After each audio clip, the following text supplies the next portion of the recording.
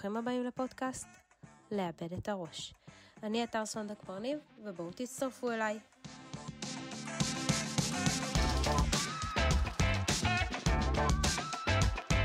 בפודקאסט הזה נחקור יחד את המסע הפנימי שכל אחד מאיתנו עובר, נדבר על מה שמניע אותנו, וניגע בנושאים של צמיחה אישית וריפוי פנימי.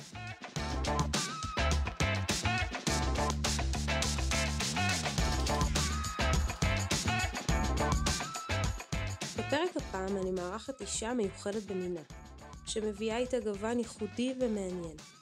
מתוך מקום של אמביציה, תחושת שליחות ורצון לעשות טוב, אנאיס הקימה את הבית המאזן להפרעות אכילה בצפון תל אביב.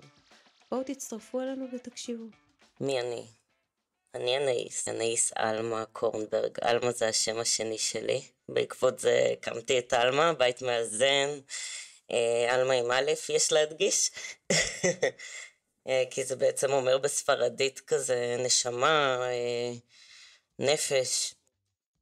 ממש רגע לפני שהדלקנו את המיקרופונים והתחלנו לדבר, הייתה לנו מין שיחה קטנה, שאמרתי לך כמה זה מרשים אותי וכמה אני גאה בך על התהליך הזה ועל מה שהקמת ואיזה דבר מדהים זה.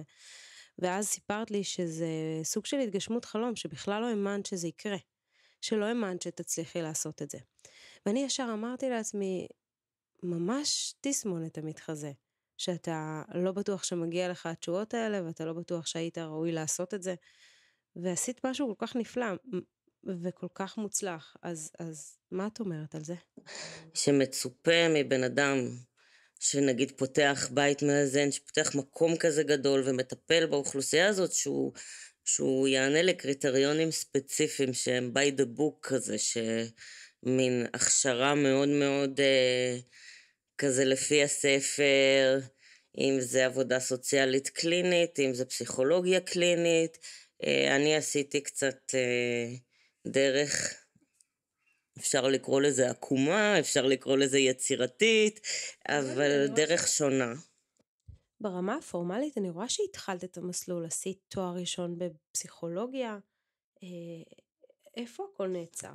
אני בעצם התחלתי לימודים בפסיכולוגיה, תואר ראשון, התחלתי בגיל מאוד צעיר, בזמן השירות לאומי שעשיתי באיכילוב, הייתי שם במחלקה אונקולוגית, השלמתי בוגרויות בשנה הראשונה לשירות, ישר המשכתי ללימודי תואר ראשון בפתוחה, לא רציתי לבזבז זמן על פסיכומטרי, וגם אני לא מאמינה שזה משקף משהו. במקביל התנדבתי, הדרכתי בכל מיני בתי חולים פסיכיאטריים, אז זה היה באמת בתפקידים כזה של מדריכה, ועוזרת מחקר, הרבה בתחום ההפרעות אכילה. אחרי זה המשכתי לתואר שני באוניברסיטת חיפה, בבריאות נפש קהילתית. זה בעצם הייתה מחשבה להמשיך לפסיכולוגיה קלינית, אני מודה, אבל גם שם לא הייתי בטוחה שזה בדיוק מה שאני רוצה, ואם כבר אולי עבודה סוציאלית קלינית, ונמשכתי לתחום השיקום, אז המשכתי ככה עם הלב ישר לתואר השני הזה.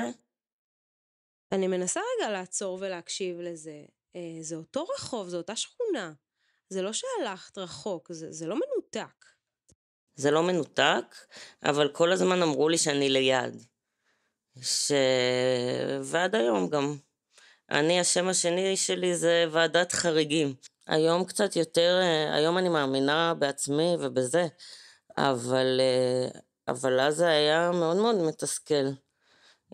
אני חושבת שעד לא מזמן המשכתי לשמוע את הקולות האלה, של את לא שם, את ליד, זה לא זה, את לא יכולה להתקבל לפה ופה בגלל ואם יש דבר אחד טוב בי זה שאני מאוד עקשנית, זה לטוב ולרע, כן, אבל אני לא מוותרת בקלות. אבל היו הרבה מכשולים בדרך, והרבה אנשים אמרו לי, למה לא פשוט הלכת לפסיכולוגיה קלינית או לעבודה סוציאלית קלינית ועשית את הדרך הרגילה? אז אני אשאל אותך לרגע כמו כולם, אז למה בעצם לא את הדרך הרגילה? כי לא. מי שמכיר אותי יודע שיש לי הפרעת קשב, שהיא מאוד בולטת. ואז גם לא אובחנתי ולא טופלתי, אז באמת הייתי צריכה ללמוד שעות על גבי שעות, ובמבחנים לא הייתי מספיקה, אז זה לא שיקף באמת את ההצלחה שלי, זה היה נורא נורא נורא קשה. ובתואר השני החלטתי, לא למדתי למבחנים, הייתי בשיעורים, הקשבתי, כאילו עשיתי את התואר הזה באמת בכיף, ואת המבחן גמר גם כאילו בלי לשבת ולקרוא את עצמי, אלא באמת ככה פשוט נהניתי מהתהליך, ובאמת סיימתי בהצטיינות, וזה בא לי הרבה יותר בקלות מהתואר הראשון בפתוחה. הפתוחה בלי קשר זה נורא קשה. גם בזמן התואר השני התחלתי כבר הסבה לסיוד, כבר התחלתי תואר ראשון בסיוד, אז היה לי שנתיים, כאילו שנה בעצם שהיו חופפות, כן, זה בדיוק המבטים שאני מקבלת. פשוט תמיד הייתי בין הרפואה לפסיכולוגיה, ואני נורא נורא אוהבת לטפל, והרגשתי שאני רוצה לטפל בכל מובן אפשרי, כאילו נורא רציתי להיות אחות גם, וחשבתי לפתוח את הראש להיות אחות, לא ידעתי איזה אחות, יש המון אופציות, יכולתי להיות מיילדת או מה שזה לא יהיה, וכמובן שמצאתי את עצמי אחות פסיכיאטרית, המשכתי לעל בסיסי בפסיכיאטריה, שזה כמו התמחות של החיות. תוך כדי שהתחלתי להיות אחות בשלוותה, אז גם התחלתי את התוכנית התלת שנתית של הפסיכותרפיה דינמית בבר אילן, שאת מכירה. אז התחלתי את זה במקביל, כמובן, תמיד במקביל, והתחלתי פרקטיקום במרפאה להפרעות אכילה, גם דרך שלוותה, פתחתי אחרי זה קליניקה, התגלגלתי, הייתי חצי אחות, חצי מטפלת, שילבתי בין הדברים, אני חושבת שזה נותן המון המון ידע נוסף. את יודעת, אני מקשיבה לך וזה מרגיש לי כל כך יותר טבעי, המסלול הזה שאת עוברת, מאשר מסלול של סטודנט בן 24 לפסיכולוגיה שעכשיו סיים תואר שני, הולך לעשות איזושהי התמחות בשער מנשה או באברבנאל, ופוגש מקרים שהם לא בהכרח מקרים הספציפיים שאת פגשת, ואת לפני שפתחת את הבית המאזן, את ראית ואת נשמת את היום יום שלהם, את איך הם קמות בבוקר, איך הם מתנהגות, איך מטפל בהם הפסיכיאטר, מה מניע אותם.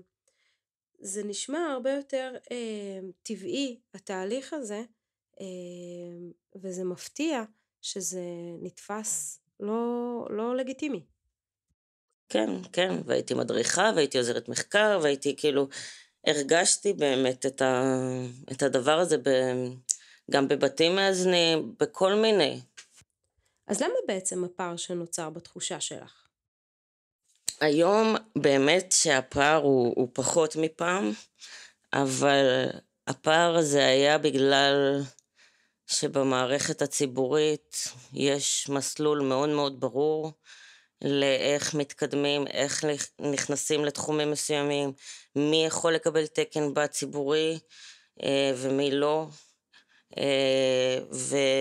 ותמיד הרגשתי שאני לא פה ולא שם, והייתי מוצאת את עצמי במחלקה כחלק מהסיעוד, אבל בעצם הרבה יותר חלק מהסקטור של הפסיכולוגיה או של הרפואה גם, ולא כל כך אהבו את זה בסקטור של הסיעוד, הייתי בין לבין,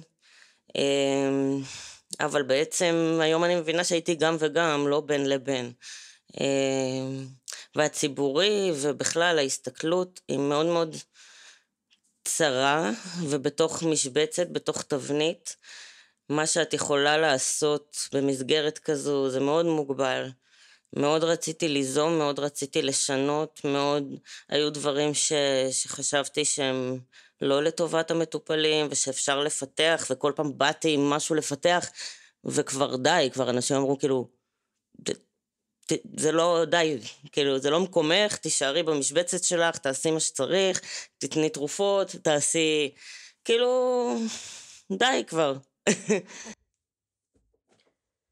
את יודעת, בבטן אני מרגישה שבסוף המערכת הציבורית מפסידה. היא הורסת לעצמה. היא מפסידה את האנשים שמסוגלים להצעיד אותה קדימה ולהפוך אותה לטובה יותר. למטיבה יותר עם המטופלים שלה והלקוחות שלה, שזה האנשים שאותם היא משרתת. היא מאבדת את הקבוצה של האנשים שנמצאים בין לבין.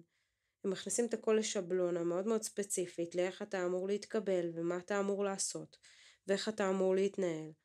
וככה בעצם אתה מפסיד את כל הכוכבים שאמורים להוביל את כל המערכת קדימה ולשפר אותה. נכון, וזה באמת חבל בשבילם. היום קצת יותר, כאילו התקבלתי לתוכנית של טראומה מינית, למרות שאני לא בדיוק במשבצת וגם במערכת הציבורית. היום כבר יש כמה דמויות שאמרו לי, אנחנו יודעים להגיד שטעינו, ודברים קצת משתנים, אבל לא בכל מקום. ברוב המקומות לא. ובאמת, כשהתחלתי, אני קצת התחלתי מהסוף פה, אבל כשפתחתי בית מאזן, היה לי מאוד את התסמונת המתחזה בהתחלה, אמרתי, מי אני בכלל שאני פותחת כזה מקום? הרגשתי את הקולות האלה מבחוץ, אבל היום אני יודעת שזאת אני. אז עכשיו, מה הביא אותך לפתוח את הבית המאזן, להגיד, אוקיי, זאת הנקודה שבה היא הנקודה הכי נכונה עבורי, זה הזמן שלי, לפתוח את הבית. אז תהליך ארוך שהתבשלתי איתו די הרבה זמן.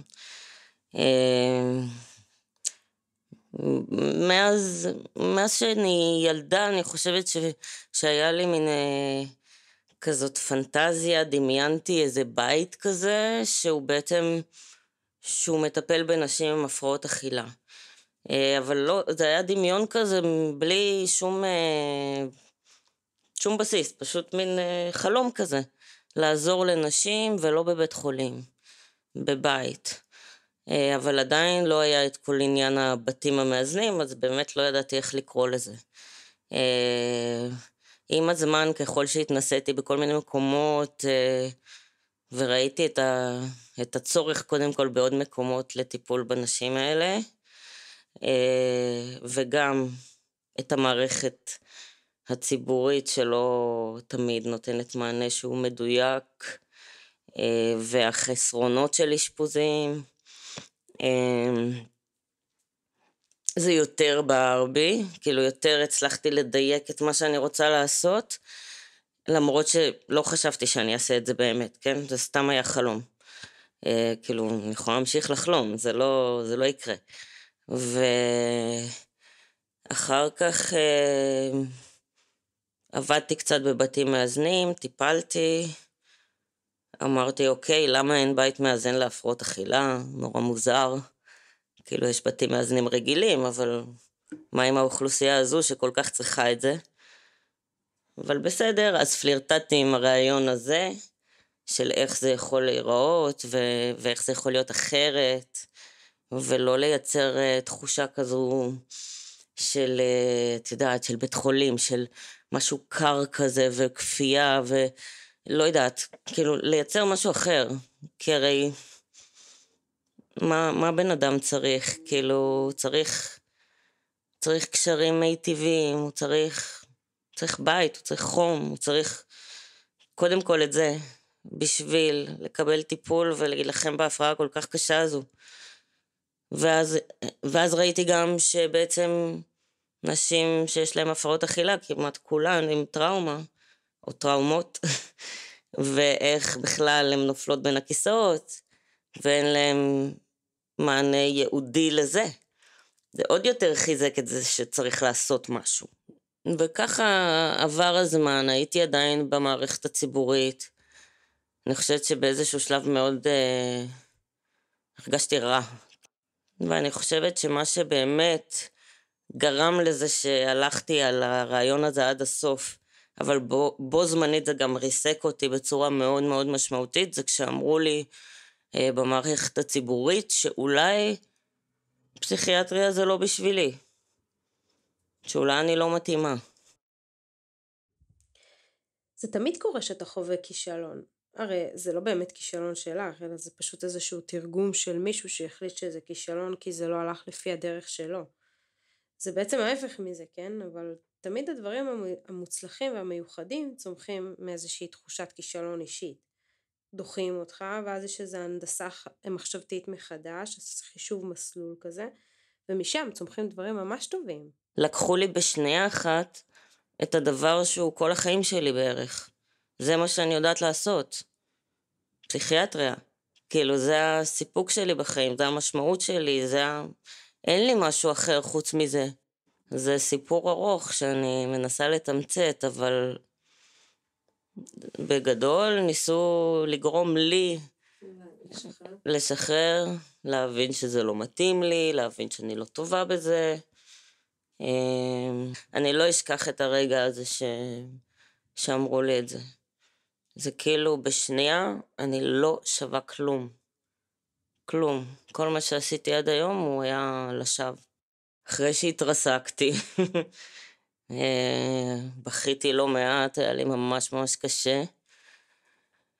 אמרתי, טוב, אין לי מה להפסיד, שכל העולם מתפוצץ, ואני הולכת על החלום הזה עד הסוף. מאותה שנייה, כאילו עברו 3 חודשים והקמתי חברה, בית מאזן, גייסתי צוות של 30 עובדים, וקיבלתי אישור ממשרד הבריאות, הכל. אני עדיין מחזיקה בכוח, באמונה הזאת, שדברים לפעמים צריכים להתפורר, להתרסק לגמרי, כדי להביא אותנו להבנה, ולחשב את המסלול מחדש, ולגרום לנו להגיע, לנתב אותנו למסלולים שיותר נכונים לנו, ושיובילו אותנו גבוה יותר, והניעור הזה הוא משמעותי וחשוב, לפעמים כדי לבנות משהו הרבה יותר בריא. אני מסכימה איתך, אבל מה שאני אומרת בנוסף זה שיש אנשים שבאמת מתמוטטים, ולכי תדעי לאן זה יוביל אותם. אפילו לאנשים שיכולים להתאבד. לא, בטוח. והכרתי כאלה. אז צריך גם חוסן מאוד גדול, וצריך לדעת לקחת את זה למקום אחר. זה נורא לעשות כזה דבר לבן אדם. להגיד אמירות כאלה כל כך גורליות. היום עם כל החוויה הזאת, את אומרת, בכל זאת הייתי פותחת בית מאזן, גם אם לא הייתי חווה את החוויה הטראומטית הזאת? אני חושבת שיש משהו באישיות של יזם, שזה בוער בך, אין, את לא יכולה. זה כאילו, לא יודעת איך להסביר את זה. זה חזק ממני, אני לא יכולה להישאר במקום, אני לא יכולה, אני יכולה להיות במקום מסוים ולהתפתח ולהתקדם, ותמיד אני אחפש איך אפשר לשפר ולהגדיל ולהרחיב, זה היה קורה, זה פשוט היה קורה.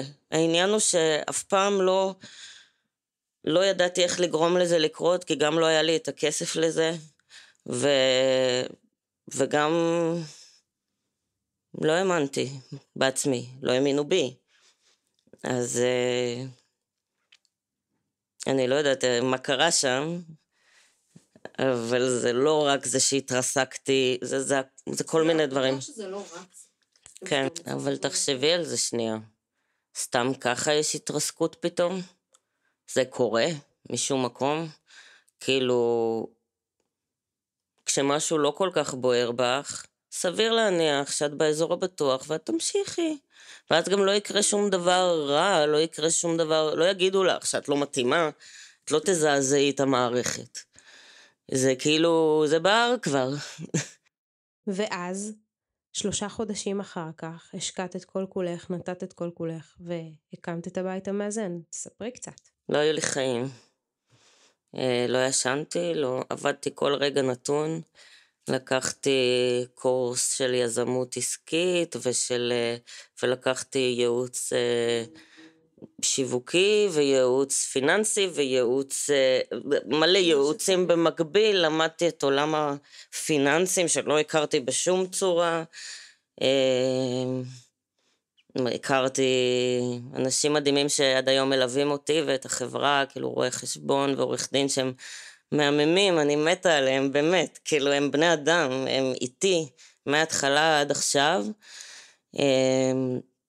והקמתי את הכל מאפס, באמת, כאילו בהתחלה פניתי לחברות, בא לך לעבוד אצלי בבית המאזן, והם אמרו, כן, ברור, אבל אף אחד לא באמת חשבה שזה אשכרה יקרה. וזה קרה, זה קרה.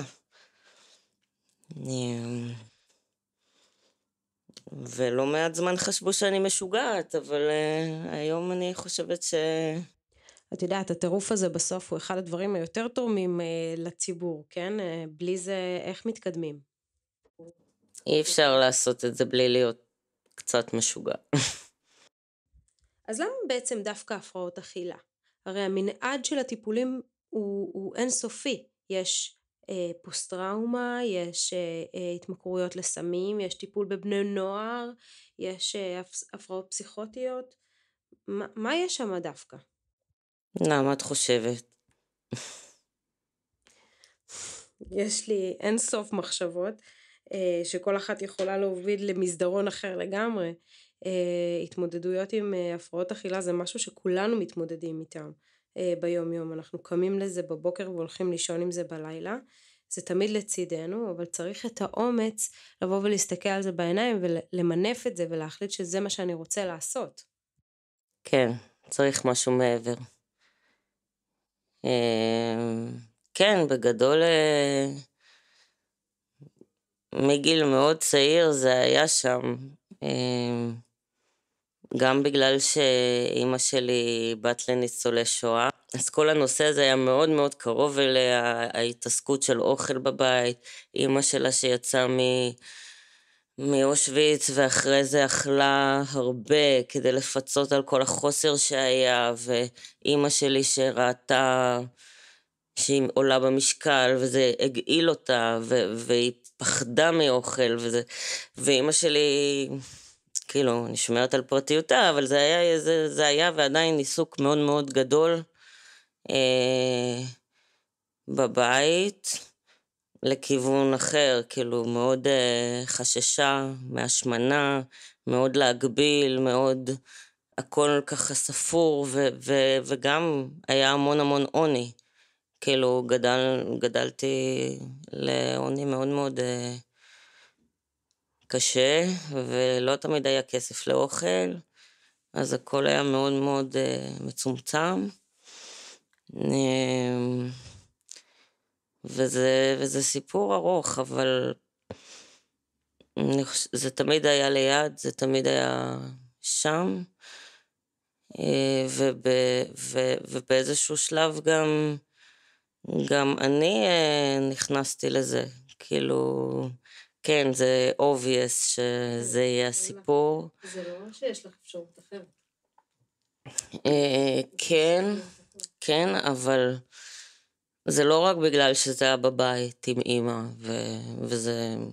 וזה היה אישו, וזה גם לא רק בגלל החברה, וזה לא רק בגלל הגנטיקה, זה גם כי עברתי טראומה מאוד מאוד מאוד קשה, בגיל 16, ושם כבר הבנתי אני את הקשר בין הדברים, וזה מה שעד היום בוער בי בלטפל בשני הדברים, אבל זאת הייתה תקופה נוראית שבאמת כאילו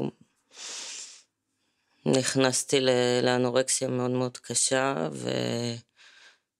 ודי על סף מוות.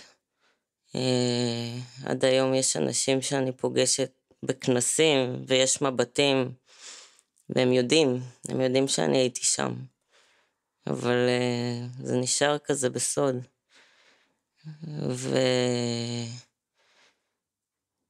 כן, עברתי דרך מאוד מאוד קשה עם כל הדבר הזה, וכנראה שרק ככה, זה מה שנתן לי באמת באמת את הכוח ללכת על זה עד הסוף, בלי לפחד.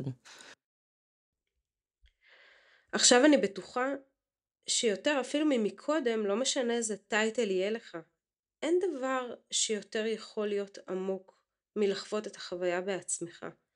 לא משנה מי ומה תהיה, אין אדם שיכול לתת ערך יותר ממך, כי את ממש יודעת ומרגישה מה קורה, איך זה מרגיש, מה מביא אותך לשם, כמה זה קשה.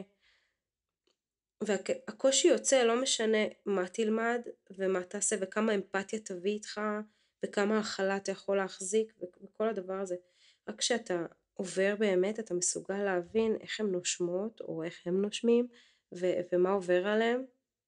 אחרת זה רק ליד. נכון. ועדיין לצערי יש אנשי מקצוע שמטילים בזה ספק וחושבים שאם מישהי התמודדה עם זה בעצמה, אז מי אמר שהיא תוכל להיות בצד השני ובאמת לטפל באנשים אחרים, ואיך נדע שהיא לא עדיין מתמודדת, שהיא לא...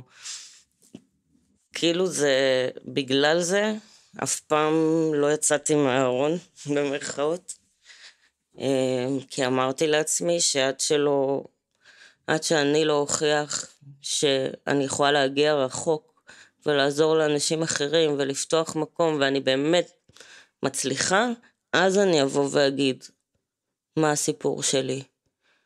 אבל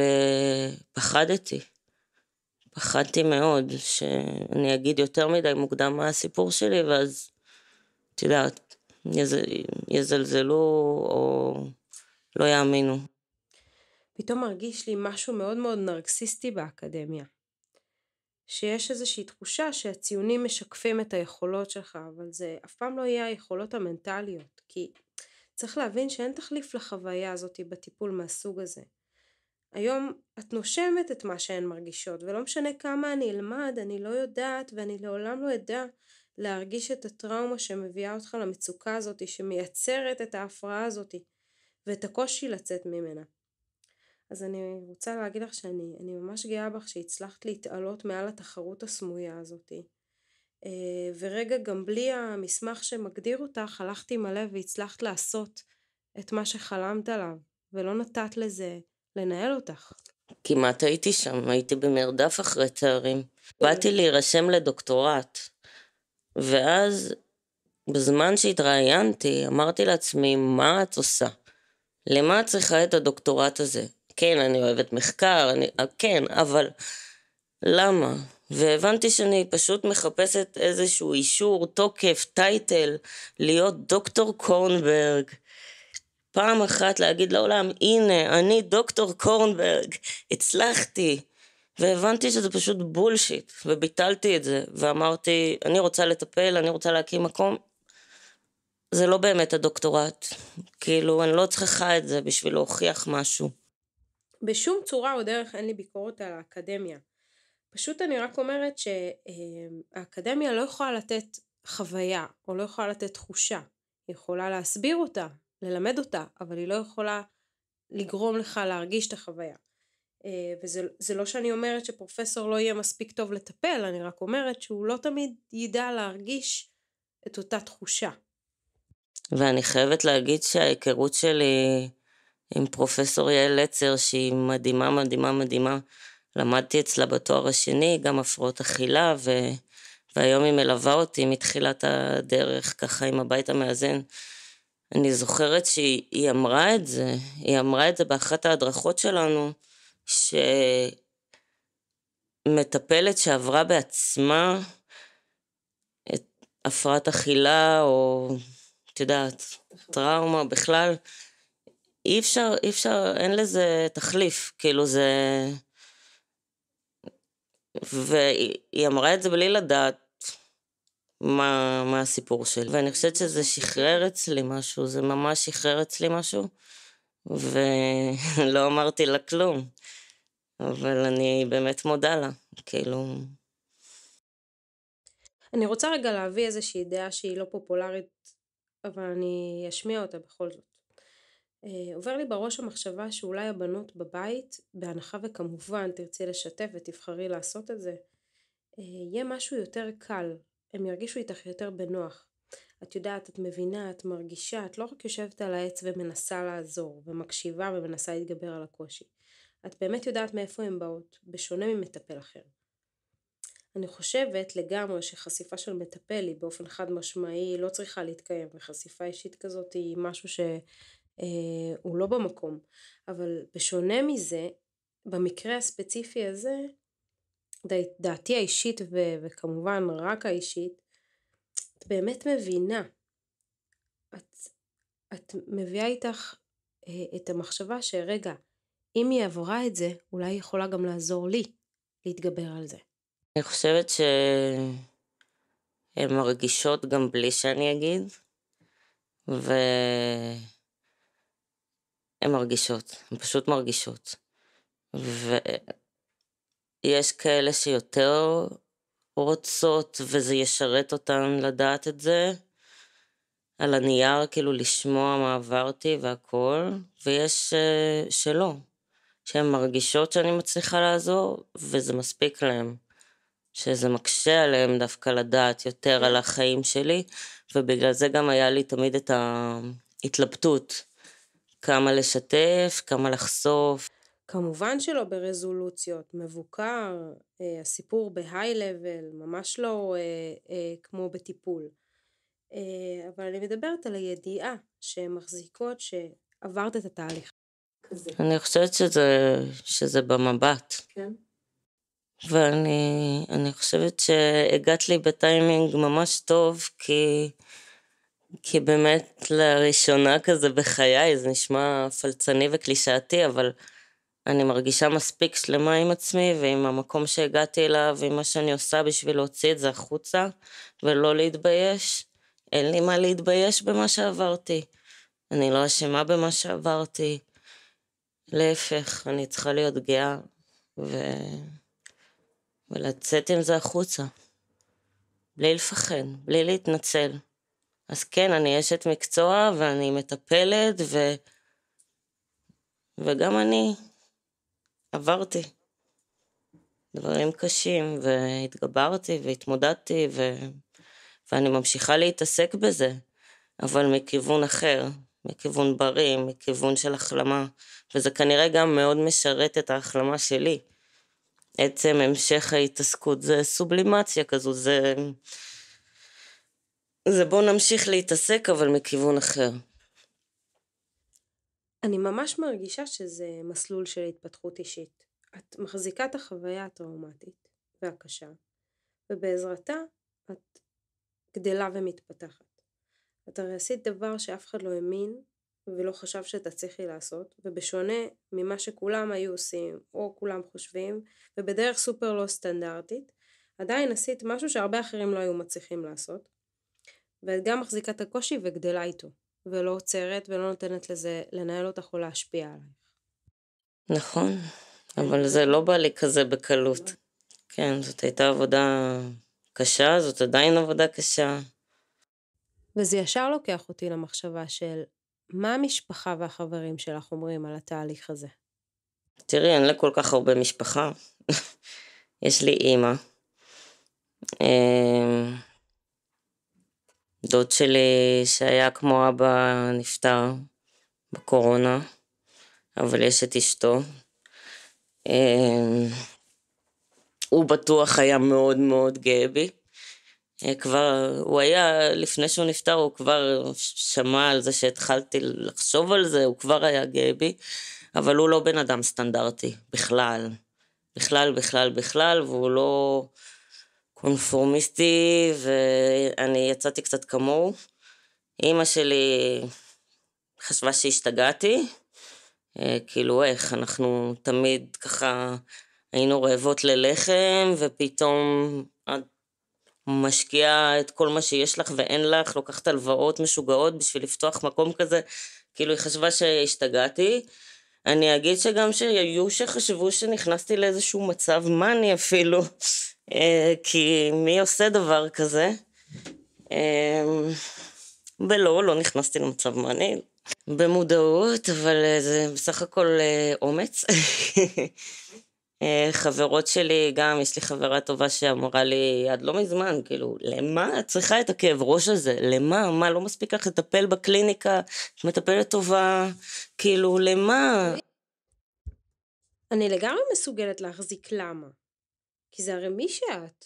את נהנית מהאתגרים האלה, את אוהבת ללכת על הקצה ולבדוק את הגבולות.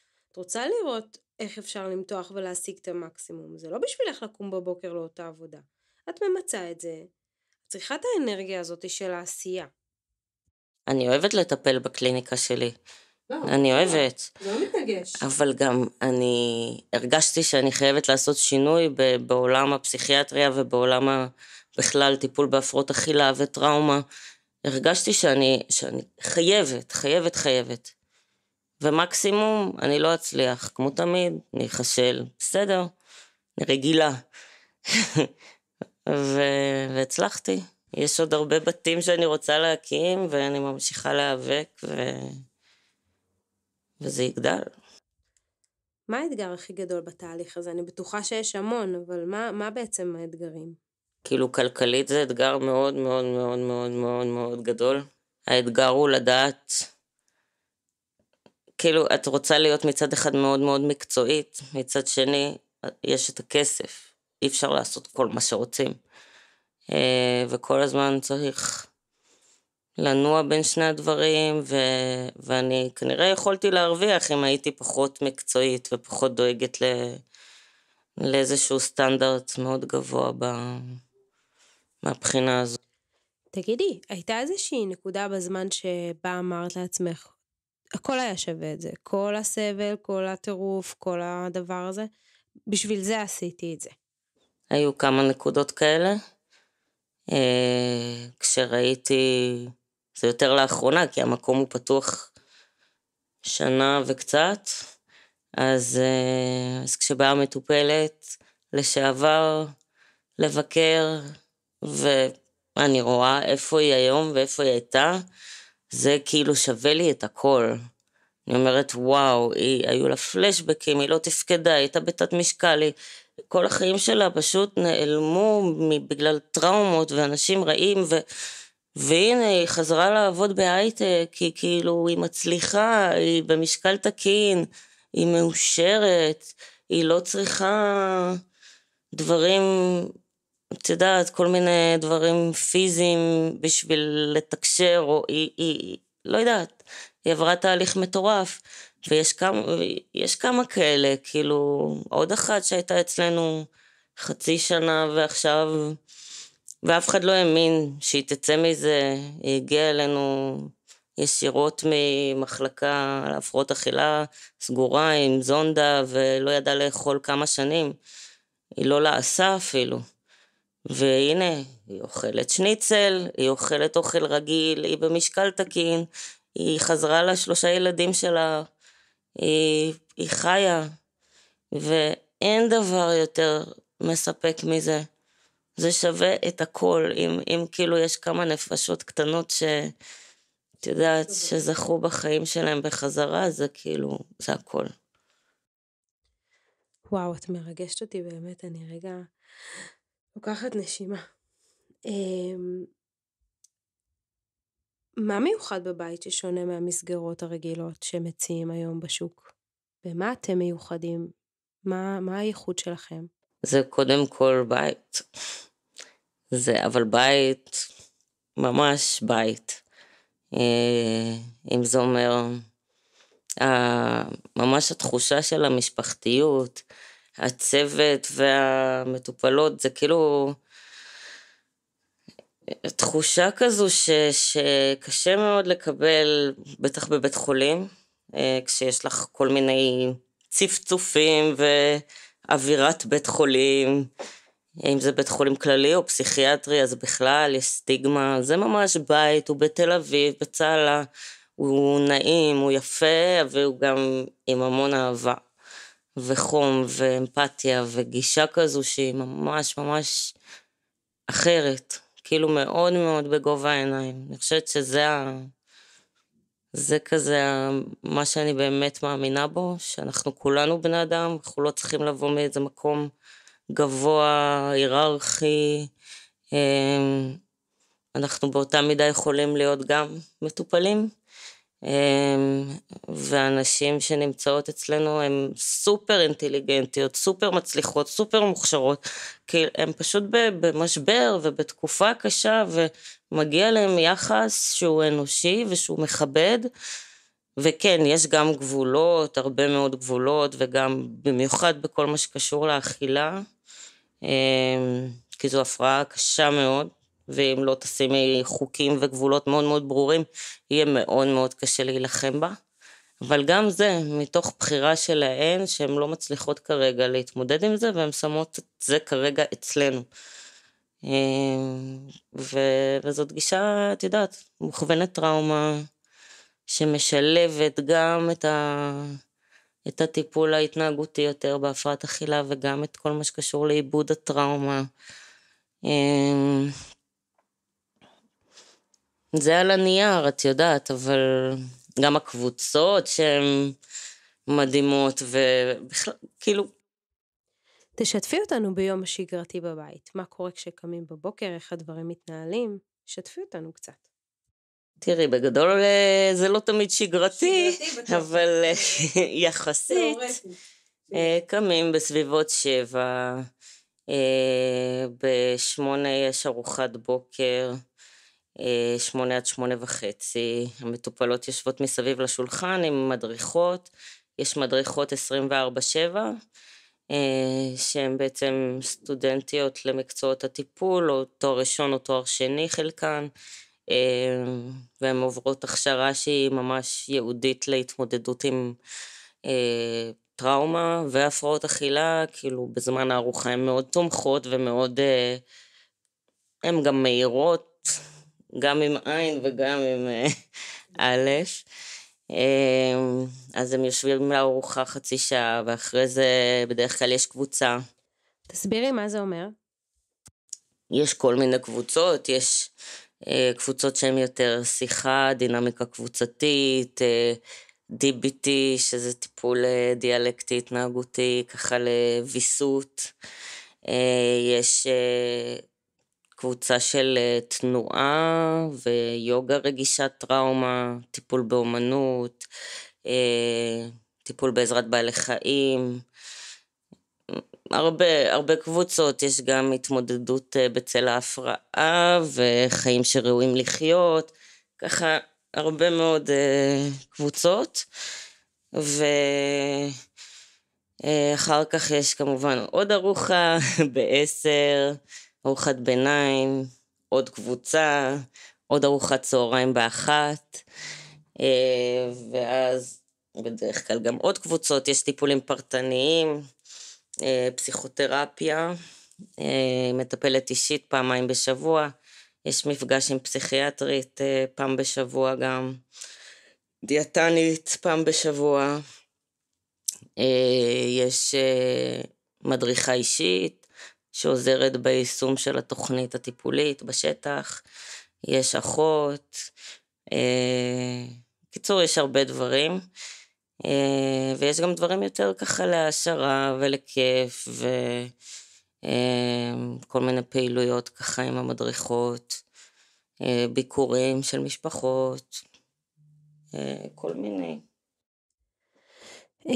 תגידי, מה לדעתך מכל הדבר הזה ומכל הפעילות הכי תורם? להחלמה? וואו, זו שאלה רחבה. אני חושבת שאמונה וקשר מיטיב, כאילו מישהו שיאמין בך ולא יוותר עליך, לא יוותר לך ולא יוותר עליך. בסוף הכל זה קשרים. היום את מרגישה שהחלום שלך התגשם במלואו?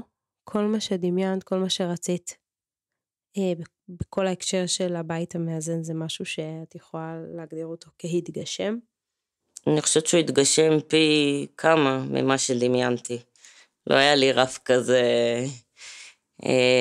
אני כן הייתי רוצה להקים עוד מקומות, הייתי רוצה שיהיה טיפול יום גם לבני נוער וגם טיפול מלא.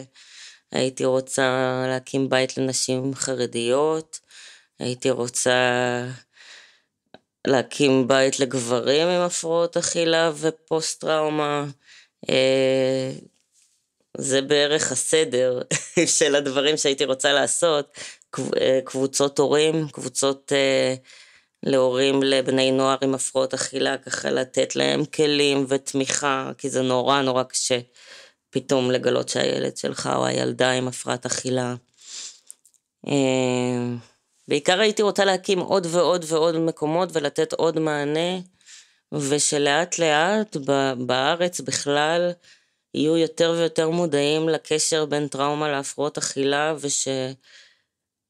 שלא יהיה כזה דבר, הפרדה בין הדברים, שזה יהיה ברור שהגישה צריכה להיות מוכוונת טראומה בכל מקום, בכלל גם עם כל הדברים שקורים בארץ, כולנו כבר בטראומה או בפוסט טראומה, אז הגישה חייבת להשתנות, ואנחנו צריכים להתקדם כל הטיפולים היותר שמרניים של פעם. דבר מאוד מאוד חשוב שצריך להשתנות, זה שהמדינה צריכה להשקיע בתקצוב ולהבין כמה זה חשוב. אם עכשיו לא תהיה את ההבנה של הצורך בדבר הזה, ובטיפולים מהסוג הזה, הרי כולנו נמצאים עכשיו בטראומה. כל המדינה הזאת עברה טראומה. אני חושבת שהגיע הזמן שהמדינה תבין.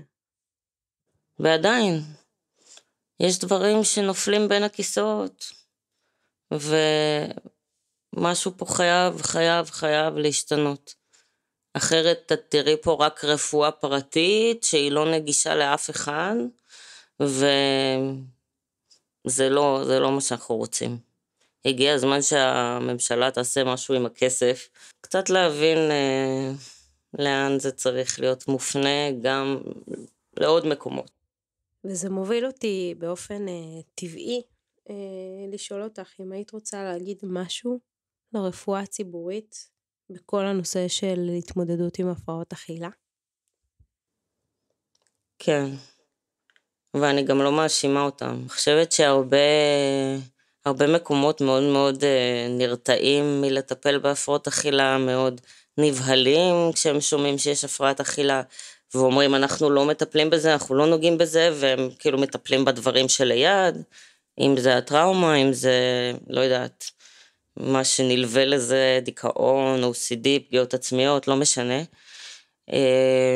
כי הם מפחדים, הם לא יודעים מה לעשות עם זה.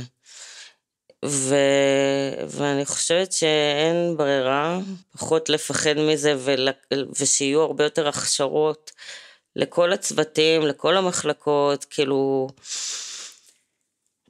הפרעת אכילה זה לא כזה מפחיד, כאילו, אני חושבת, בסוף זה לא אשמתם, כי באמת יש גורמים שהם מלמעלה, שצריכים גם לדאוג לזה, וזה עניין של משאבים ושל צוות, וזה מצריך הרבה יותר צוות, הרבה יותר התעסקות, לטפל גם בהפרעת אכילה, אבל אי אפשר לשים אותה בצד ולהגיד, אוקיי, לא נטפל בזה עכשיו, או אחרי זה, כשנטפל בזה, אז אחרי זה, אבל זאת מחלה קשה, ש20% ממי שיש לה הפרעת אכילה היא תמות מזה. זה מטורף. זה ממש ממש מטורף. זה מחלה שהורגת. חייבים להכניס למערכת החינוך כבר מגיל צעיר, תוכנית של איך לעזור להורים לזהות אצל הילדים שלהם, חייבים לתת לזה הרבה יותר מקום ממה שיש עכשיו. נכון שיש מלחמה, ונכון שיש המון התעסקות גם סביב זה, אבל זה לא פחות חשוב. את יודעת, ובאופן אינטואיטיבי, אני מרגישה שצריך לדבר על זה שכל הנושא הזה של הטיק טוק והאינסטגרם והרשתות החברתיות הם מאוד מעודדים הפרעות אכילה. זה הרי מאוד מאוד מעסיק את הבני נוער, וזה נותן לגיטימציה אמיתית ומאדיר את הרזון הקיצוני. אנחנו רואים את אריאנה גרנדה שהיא כאילו בטופ, ואפילו דוגמניות בארץ שיש להם איזשהו רזון מאוד מאוד קיצוני, וזה מקבל עוצמה מאוד מאוד ברשתות החברתיות. אז היום יש יותר בנות שמראות את תהליך ההחלמה שלהם בטיק טוק. כן, יש. כן, והן כזה אוכלות ביחד עם הבנות שצופות בהם, ומנסות לעודד החלמה. מנגד, יש לך כל מיני מאמנות כושר, שלא יודעות שום דבר באמת על הפרעות אכילה, ומסבירות כל מיני טריקים, איך לרדת במשקל, לשתות מים ולאכול קרח, או לא יודעת, כל מיני דברים כאלה הכי מעודדים הפרעת אכילה, וזה מסוכן בטירוף, כי הם לא יודעות על מי צופה בהם, וכל כל הבנות הצעירות, יש לי הרבה מטופלות כזה, בנות 13, 14, רואות בטיקטוק את הדברים האלה, והן אומרות, כאילו, מה לא בסדר אצלי, אני גם רוצה להיראות ככה, וזה האידיאל. את יודעת, בא לי כאילו להגיד עוד פעם, אבל זה פשוט מטורף, איך הגיבורות תרבות של ילדות בנות 14 ו-12 ו-13 הפכו להיות מעודדות הפרעות אכילה. וזה לי ברמה אישית מאוד מאוד קשה לראות את זה. בשביל לפתח הפרעת אכילה, בסוף יש פה גם גנטיקה במובן מסוים, יש את האופן שבו אתה גדל בבית עם ההורים, היחס לאוכל שיש בבית, המקום שנותנים למראה חיצוני,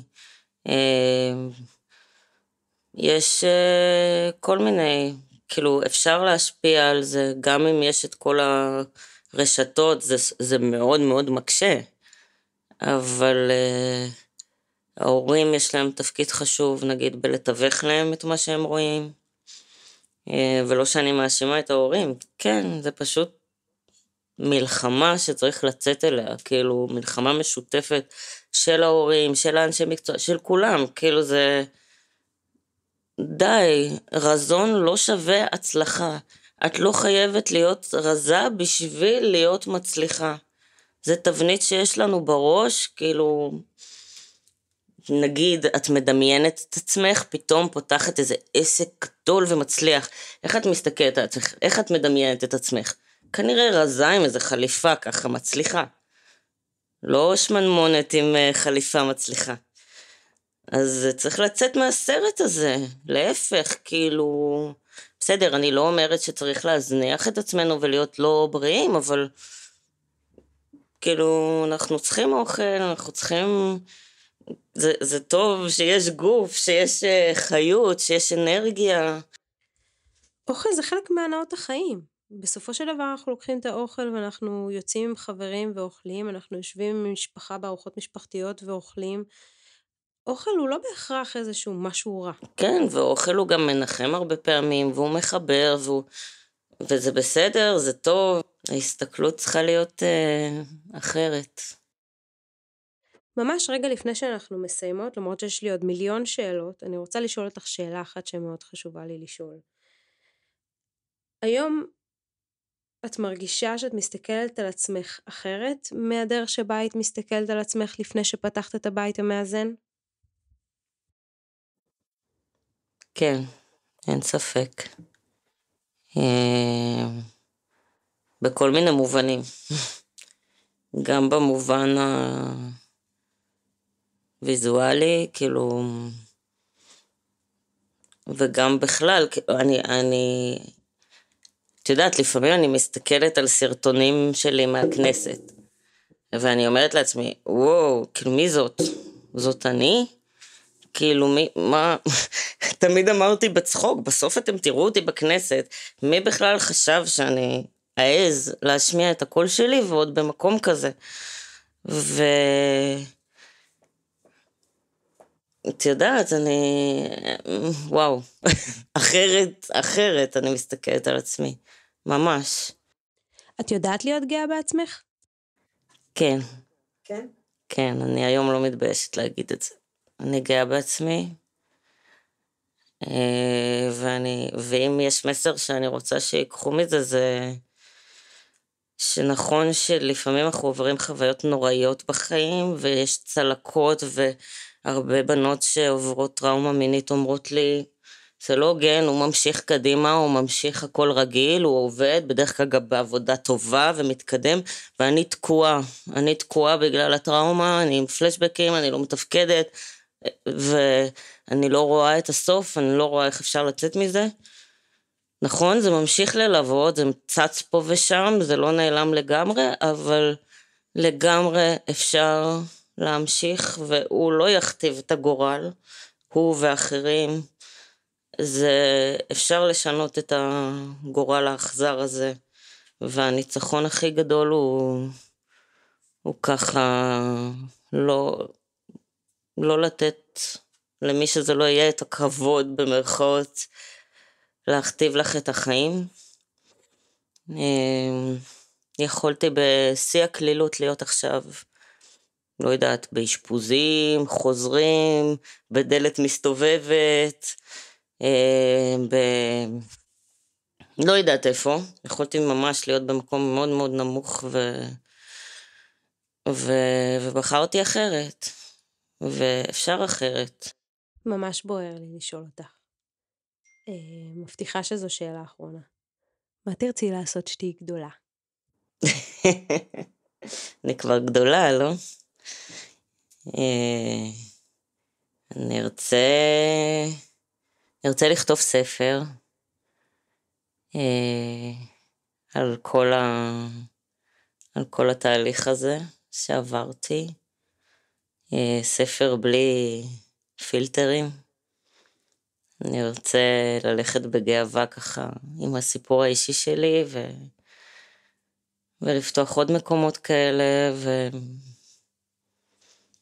ואני תכלס עושה את מה שאני רוצה לעשות. אני פשוט רוצה להמשיך לעשות את זה ועוד.